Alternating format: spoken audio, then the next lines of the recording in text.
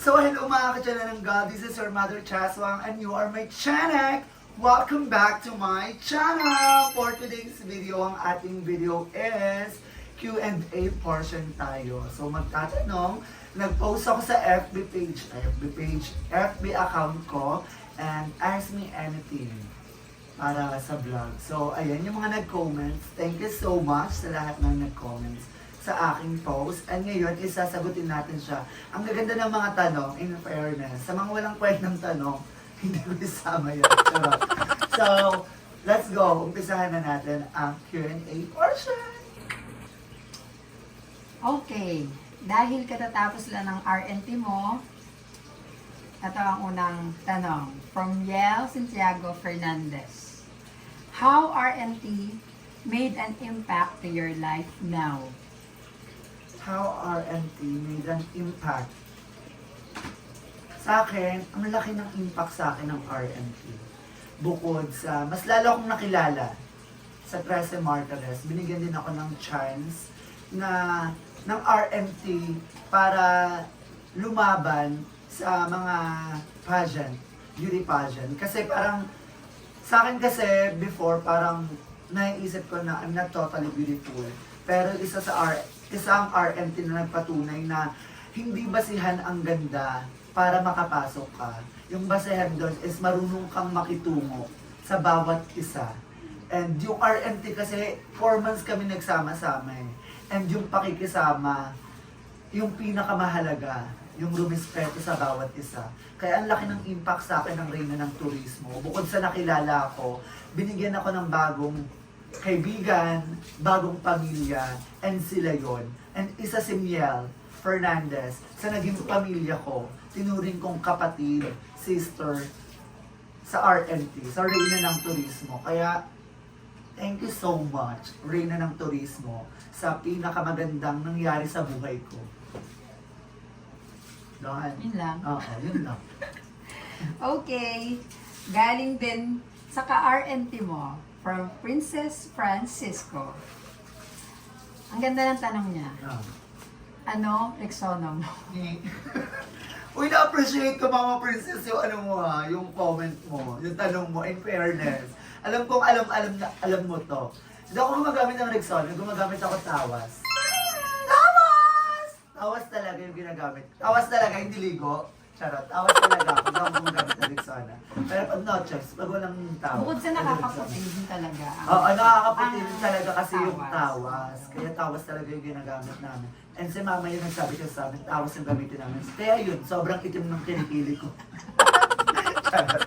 So ayun, tawas. Thank you Mama Princess, I miss you so much. Ingat ka dyan lagi, kung saan ka man naroon. Iyak ako. Charot. Okay na? Yes. Third question. From Gerard Bacongco Asa. Yes. The greatest if. Yun lang.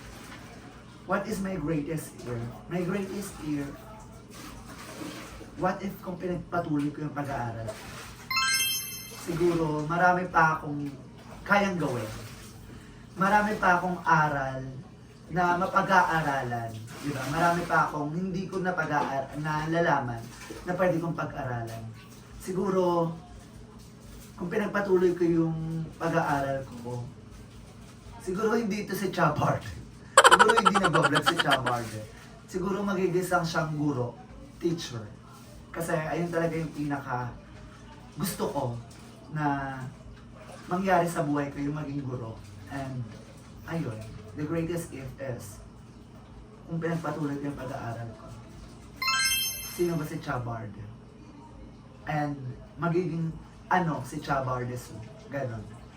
Eto si Chabard, wala na talaga gawa. Tanggapin nyo na lang. Go. Yes. Fourth question. From Sam Mati. When was the last time you did something expecting nothing in return? Siguro yung hinelp ko yung kaibigan ko.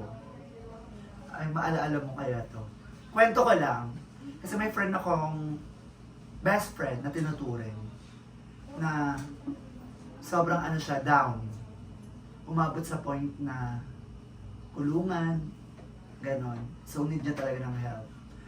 So, sumali ako sa pageant noon. Sabi kapag nanalo ako sa pageant na to, is lahat ng ng papanalo ko sa iyo mapupunta. Ipapadala ko dyan, kung saan ka man. So, ayun, nangyari ang dapat mangyari nung nalo ako sa pageant and binigay ko lahat ng napanalo ko sa best friend ko. And ayun yung natulong ko sa kanya. And hindi naman ako nag-expect na may maibalik dahil tulong ko yun eh. As a best friend, as a family. So, ayun yung siguro pinakaano ko na naitulong ko na hindi ko naman inaano na makabalik sa akin kasi bilang isang mabuting kaibigan, mabuting tao, kailangan kapag tumulong ka, huwag kang humingi ng kapalit. Dahil in God's will, di ba? Ang God na ang bahala sa iyo kung magsusukli siya na magandang gawa din para sa iyo, sa magandang ginawa mo. So ayun, thank you Mama sa Mati. Ang ganda ng tanong mo. Okay. Fifth question. From BNT, Ayet Ramaya. Ang ganda rin ng tanong niya, sobra. Ano pong brand ng droga niyo? Ni. So ano brand ng droga ko? B2 siya lang. At saka Type Pep. So thank you so much Mama Gretes. Ayun yung ko, brand ng droga. Kasi ang droga sa amin is hindi yung droga talaga as in. Yung nagpapa-fresh, di ba? Ano naman, baka lang buging na ako. Chares! So thank you so much, Aye. Napakaganda, may kwentang tanong mo. Sobrang na-appreciate ko. Salamat ha! Okay. Go. Ano naman, next question. From MJ Salada. What do you think is the greatest way to achieve unity and peace in a world full of imperfection? Respect each and every one. Kasi hindi natin makakamit yung unity, yung sama-sama tayong ilalaban kung ano yung gusto natin. Lalo-lalo na sa mga LGBTQIA+. Diba? Hindi natin makakamit yung unity kung wala tayong pagrespeto sa bawat isa. Pagtanggap. Diba? Pagtanggap sa bawat isa. Tanggapin kung ano yung nangyari. Respetuhin kung ano yung naging desisyon. And the future, wala tayong magiging balakid sa sarili natin na bakit ganun, ganyan yung nangyari. Diba? Kasi tinanggap natin at narespeto natin yung mga desisyon ng bawat isa. At doon magkakaroon ng unity and pagmamahala. MJ Salada, Sis Fox, thank you so much. Sana sagot ko yung tanong mo. Go. Ano lang to question na, lang to, parang hindi ko lang papahabain kasi maraming questions. So, ayun lang, ganun lang kasimple yung mga sagutan. Direct to the point. Question galing kay Queen Gorgeous Ash Aldama. Ang reigning queen namin. Why don't you deserve to be MIQ Philippines? Ha ha ha. Hoy, kasi ayun yung yes, diba? yung Recently tanong. tanong nung So, why don't I deserve Yes. the MIQ Philippine Queen? Because I have bad attitude. Not totally bad attitude. Bad attitude came from kapag natatalo ako sa pageant, hindi ko natatanggap. Kasi ang alam ko sa sarili ko na I gave my best. But everyone deserve to reach the crown. Diba? Parang lahat pwedeng manalo, pwedeng magkaroon ng corona. Kailangan kasi pag natatalo ka, kailangan alam mo yung pagkapatalo mo. Alam mo yung salitang talunan, 'di ba? Hindi lahat tayo nananalo sa buhay. Kailangan may natatalo, may nananalo and magiging bonus na lang ang pagkapanalo mo. Pero dapat alam mo ang salitang pagkatalo.